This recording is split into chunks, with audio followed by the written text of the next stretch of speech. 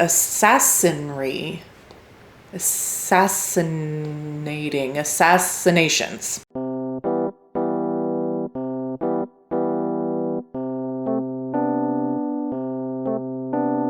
Hello everyone, and welcome back to my channel, Just Another Struggling Writer, the beleaguered author's one-stop shop for commiseration and hopefully inspiration. My name is Kacen, and I am just another struggling writer. Today I am doing my March reading wrap-up for you, and while I am glad to say I did improve on February's effort, I still did not quite meet that benchmark I set in January, and I'm starting to think I'm not going to meet that again. But it was a pretty high one, so I'm gonna take what I did this month and be proud of it. As always, we're gonna start with my reading stats. So in March, I read a total of 6 books to completion, and I had 1 DNF. Of those 6 books that I completed, 3 were physical books and 3 were ebooks, and I didn't get any audiobooks done this month. I read a total of 2,423 pages, with again 0 hours listened. My genre breakdown came down to 5 fantasy and 1 horror, and my average star rating came out to 3.8. I had some pretty high ratings this month. So the first book I read in March was Piranesi by Susanna Clarke, and I had my eye on this for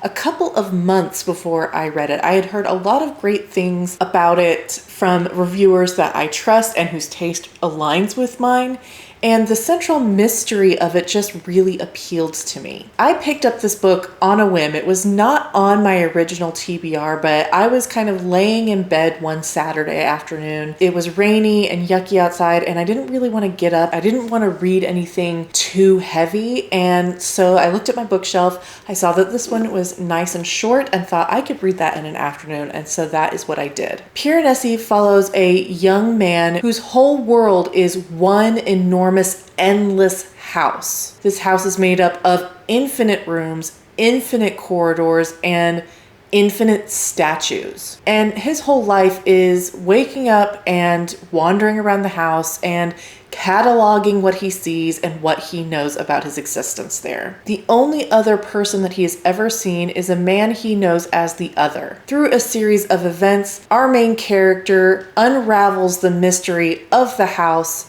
and what he is doing there. I have to say, this book was not at all what I expected, and I'm not sure that it really sold me, but the experience of reading it was very pleasant. The story is told through our main character's journal entries. He is a very lovable POV character. I was rooting for him the whole way. I did find the ending a little bit dissatisfying, but on the whole, this book was just so charming, and I ended up giving it 3.5 stars. The next book I read was What Moves the Dead by T. Kingfisher, continuing my goal to read T. Kingfisher's entire back catalog this year, apparently. And this was another situation where I knew it was a novella. I knew it would be short. I already knew I'd love her writing. So this was another one that I just picked up on a whim just to kind of clear my head and clear the malaise I was feeling with my current reads. What Moves the Dead is a retelling of Edgar Allan Poe's short story, The Fall of the House of Usher, and that was one of my favorite Poe works that I read in high school. And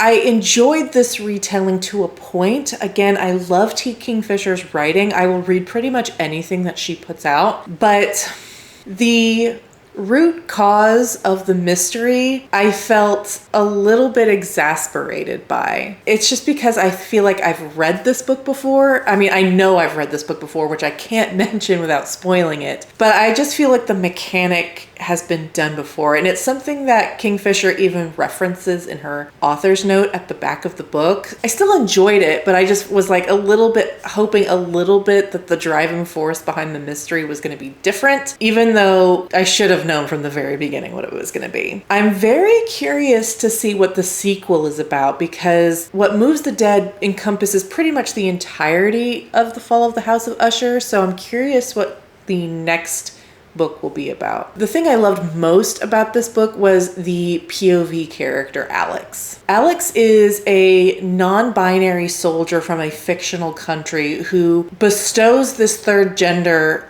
onto their soldiers. And I really enjoyed the way T. Kingfisher played with our perceptions of this character's gender. I really did love Alex, and I'm looking forward to seeing what shenanigans are afoot in the sequel.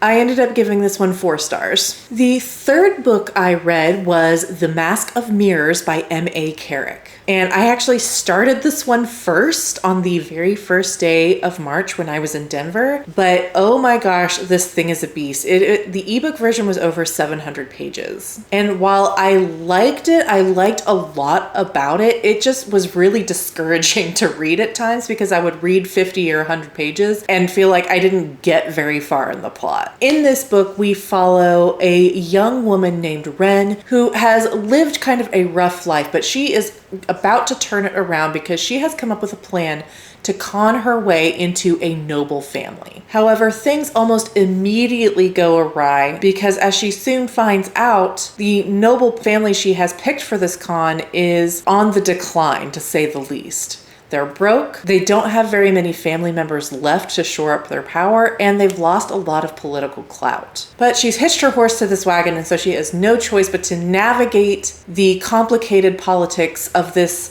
sort of Venetian style setting and city. Again, I really enjoyed this. I love the slower pace. I love the political story. I love the low magic system. I love Wren as a character. There's a lot I really, really liked about this book. It was really long. It was so long. And I feel like there were elements that probably could have been trimmed. And it hurts me to say it. There is a knockoff tarot reading thing in this book. And I love that, but it took up a lot of oxygen that I am not entirely certain served the story entirely. It did feel a little bit indulgent. So I'm of two minds. I love the detail and I love how much thought the authors put into this part of it. But I also see like how much did it really add? How many words did we spend on it? How many extra pages were included because of how much attention to detail was put into this tarot mechanic? And I also felt like I was a little bit let down by the ending. I was hoping for a subverted trope and I didn't get it. And I feel like the magic became too much at the end. Well, part of what I loved about the beginning was that the magic was just kind of on the back burner. It was just a little detail. Some of the characters had a little bit of it. But in the back half of the book, it takes a much greater presence in the story, and I don't know that I loved that. I'm caught between all of these elements that I loved and just a feeling of dissatisfaction towards the end, so ended up giving this book 4 stars. I am going to be reading the rest of the series because I am really curious to see how things play out from here, even though the big reveal at the end about a certain character disappointed me. I was really hoping the trope would be subverted. I was really hoping. But anyway, so I'm curious to see how it all kind of plays out from here.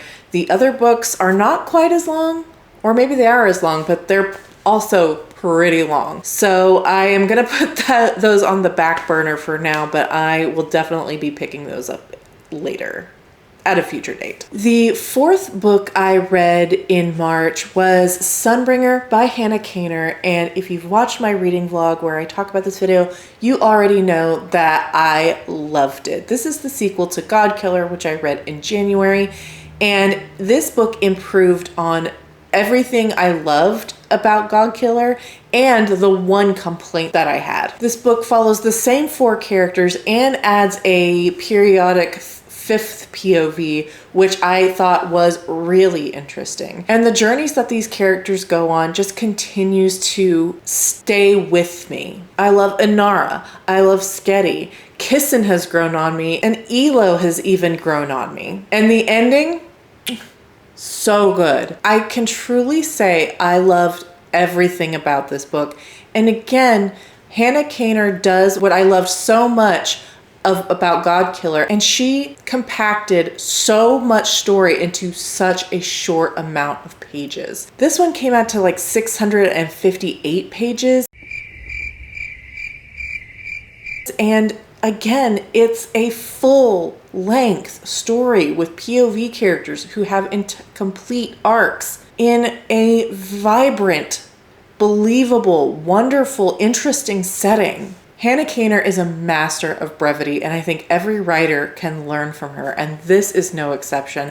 I gave this book 5 stars, and it is the first book I've given 5 stars in more than a year. If you were a fan of Godkiller, I highly recommend you pick this one up. The 4th book of March was my DNF, and that was The Long Way to a Small Angry Planet by Becky Chambers.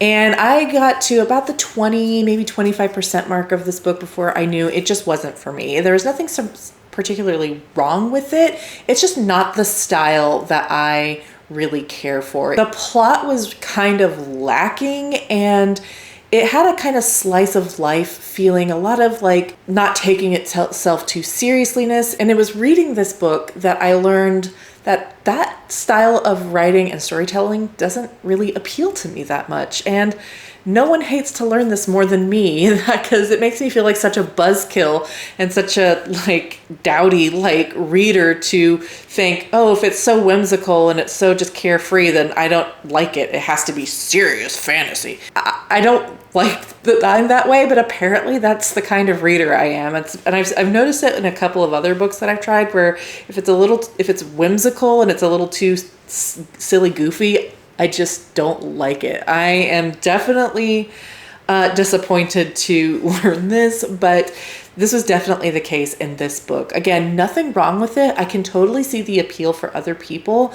I guess it's just that kind of no stakes, low plot vibey thing. I guess I just don't really care for. So unfortunately, I had to DNF. The 6th book that I read was Queen of the Conquered by Kacen Callender, and I struggled with this one because it was billed as a YA, but I don't think it was very YA at all. I definitely think it was more adult, which is fine because I prefer adult. But I just felt very awkward about the fact that I didn't really like it. There were a lot of craft things, not necessarily story things, but craft things that I really didn't like. In this book, we follow a young woman. What's her name? I can't remember her name already.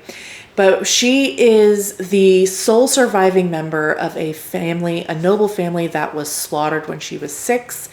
And she escaped and was raised up and eventually taken in by the only friend that her family had, and eventually made his heir and then the head of the house when he passed away. The crux of this setting is that it is based on the Caribbean when it was still entrenched in slavery, and it does not shy away from very realistic portrayals of what the slaves suffered at that time.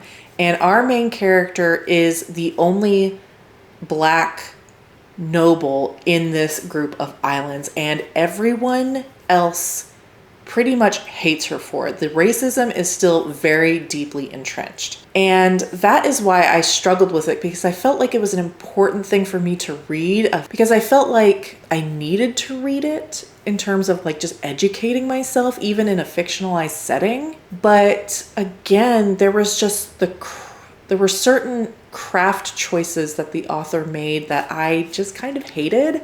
Our main character has a magical ability in which she can read other people's minds, and it can go even farther than that, where she can take away their memories and even control them to a certain degree. And this magical ability forms the like 80% of their narration, where she it's literal head hopping. And so while the plot or like the character's ability explains the head hopping, it does not make it any more of an enjoyable experience. This book was, like I said, like 80% narration. There was not very much dialogue at all, and everything we learn about all the characters is from the main character jumping into their heads and just learning it. And I hated it. It made it such a slog to read. I did not enjoy that at all. I did not enjoy the head hopping, even though there's an explanation for it. It's still head hopping. I did not like it. I did not like that method of storytelling at all. And then you add in the fact that this story is extremely dark. There's no good guys. No one really wins. You don't like any of the characters, and the repetition of language was extremely grating as well. I looked it up, and there was something like 160 uses of the word hatred or hate. The author just continued to force it onto the page. They hate me because of my skin. They hate me. They hate me. They hate me. They're disgusted with me. They hate me. And it just was so tedious. It was so tedious. The whole book was so bleak in terms of content. And then you add in the craft problems as well. And it was a struggle. Again, I felt like I needed to read it. This is by a Black non-binary author. And I wanted to read it for those reasons, for own voices and for, like I said, diversifying my own reading. But those two things separately, I might have liked it more, the bleak kind of darker narrative, or the method of storytelling where it's all narration and head hopping. But those two things together just made it a real struggle. I gave it 2.5 because, like I said, I felt like I needed to read it, but it wasn't a pleasant experience at all. And I know that there is a second book, and I have seen that it is even bleaker than the first one. So I don't know that I'll be reading it, but this one was rough. I wanted to like it because look how beautiful this cover is. And lastly, the last book that I finished in March was Gray's Sister by Mark Lawrence. I have finally continued the series, The Book of the Ancestor, the first being Red Sister, which was a book I gave 5 stars to, and I feel like literally changed my life. In this series, we follow Nona, a young girl who, through a series of circumstances, ends up at the convent, the Sisters of Sweet Mercy, which is a training ground for young girls who have some level of magic in them. And in this convent, you don't just learn about the ancestor, which is the deity of this world, but you also can learn about poisoning and fighting and assassinations. I loved Red Sister so much. This book definitely has a little bit of middle book syndrome. It was not quite as compelling as the first one, but it has all of the things that I love about Mark Lawrence's writing. He manages to weave in some profundity into every chapter. I love the characters. I love Nona's growth. The thing I try to sell people on when I talk about the series is, yes, there are nun assassins. Yes, it's an almost exclusively female cast. Yes, it has a fascinating science fantasy setting. But really, what this series is about is friendship. And that theme carries on in Gray's Sister, and I love it. So while there were elements that I felt were lacking in this book, and one particular element that I was glad was over with at the end, I really loved it. And more to the point, I was so tempted to just go ahead and pick up Holy Sister, the third and final book of the trilogy, right away after I finished it. I'm still fighting that urge, to be honest with you. But I decided I'm going to savor it a little bit. Maybe I'll get to it if I finish everything else this month. But I love this series. I highly recommend it. Again, nun assassins, science fantasy setting, all girls, the power of friendship. What more do you want? Please read this series. I gave Gray's Sister 4 stars. And that puts a bow on March. Thank you so much for watching. If you like my content and want to support the channel, please like and subscribe. It is so appreciated. In my next video, I am going to be doing a tier ranking of all the books that I read in the first quarter of 2024. I think that comes out to 21 books. 23 if you count the 2 DNFs I had. So I am so excited for it. I've never done a tier ranking video before, so I hope you look forward to it, and I will see you then. Bye.